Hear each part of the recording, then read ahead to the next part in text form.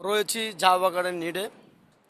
বিশাল ঝাউ বাগান, হাতের ডাইনে এবং বামে প্রচুর ঝাউ বাগান একটা অ্যামাজন জঙ্গল বললে চলে। এটা এটা আসলে যারা ক্ষুদ্র যারা মানে বিশেষ করে জঙ্গলে ভিজিট করে অথবা জঙ্গলে ঘুরে বেড়ায় এবং প্রকৃতির সাথে তারা মিশে যায়, দেখতেছেন আপনার অনেক ঝাউ বাগান। এবং এখন ভাড়া চলতেছে, পানি অনেক দূর চলে গেছে, কিন্তু জোয়ারের সময় পানি এখানে চলে আসবে।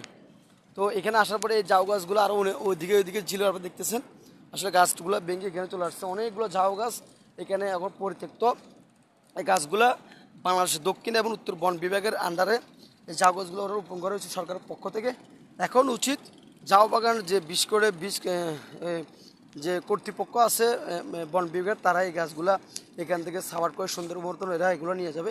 কিন্তু আপাতত ওরা এগুলো নিচ্ছে না, কারণ এখন যে সাগরের যে উত্তাল, এরা যদি এগুলো নিয়ে যায় জায়গাটা ফাঁকা হয়ে যাবে। ফাঁকা হয়ে যাওয়ার পরে ওইখানে আরও ভাঙবে।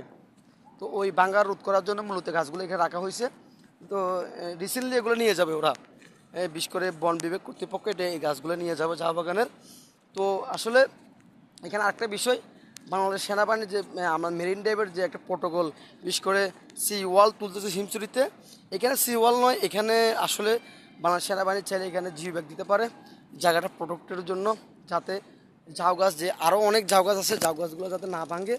তো আমি বাংলাদেশ সেনাবাহিনীকে উদ্যত আহ্বান জানাবো, যারা এই মেরিন ড্রাইভের দায়িত্বে আছেন, আপনারা এই মেরিন ড্রাইভ বিশেষ করে বঙ্গোসাগরে যে উত্তাল ঢেউ, নীল জলরাশির যে ঝাউ বাগান রক্ষার জন্য আপনার যে বদ্ধ পরিকল্পনা রয়েছে, এবং কক্সবাজারের যে ট্যুরিস্ট বিশেষ করে বিচ ম্যানেজমেন্ট কমিটি এবং পর্যটক সংশ্লিষ্ট যারা আছে, আর তাছাড়া বিশেষ করে আমি একজন ক্ষুদ্র ট্রাভেলার মিরাজ, কক্সবাজার ট্রাভেলার।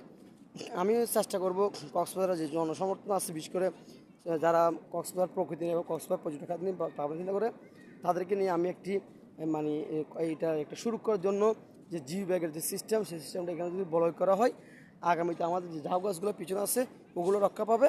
এর পাশাপাশি কক্সবাজার যে প্রকৃতির সৌন্দর্য, বিচের যে একটা সুন্দর আবহাওয়া পরিবেশ, সেটাও ফিরে আসবে এবং পর্যটকের দৃষ্টিভঙ্গি এখানে আরও বাড়বে এবং আরও পর্যটক এখানে আনয়ন করবে। তো সবশেষে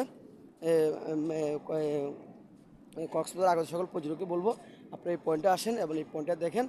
এটা এই পরিবেশটা খুবই সুন্দর একটা পরিবেশ। এটি যে সালসা বিচ, পেচার দ্বীপ বলে আমরা অনেক লাল কাঁকড়া বিচ বলি, এই পয়েন্টটা আপনারা সবাই ভিজিট আসবেন। ধন্যবাদ, আসসালামু আলাইকুম।